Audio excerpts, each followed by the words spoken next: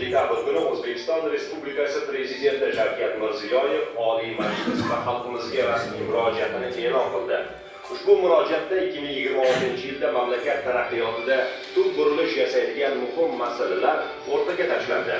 Assalomu alaykum aziz yurtdoshlar, hurmatli deputat va senatorlar, muhtaram mehmonlar. Bugun Oliy Majlis va ko'p millatli xalqimizga kelgusi yil uchun murojaatnomani taqdim etar ekanman. Hammalaringni mana shunday kayfiyatda ko'rganimdan, sog'-omon bo'lganlaringdan juda xursandman. 2026-yil mahalla markazida islohotlar olib boriladigan, hududlar infratuzilmasi va aholi hayot sifati yaxshilanadigan yil etib belgilandi. Mahallalar jamiyatning ijtimoiy barqarorligi va taraqqiyot tayanchiga aylantirildi. Mahalla rivojlansa, butun mamlakatimiz yuksaladi. Shularning barchasini hisobga olib, 2026-yilning yurtimizda mahallani rivojlantirish va jamiyatni yuksaltirish yili deb e'lon qilishni taklif qilaman.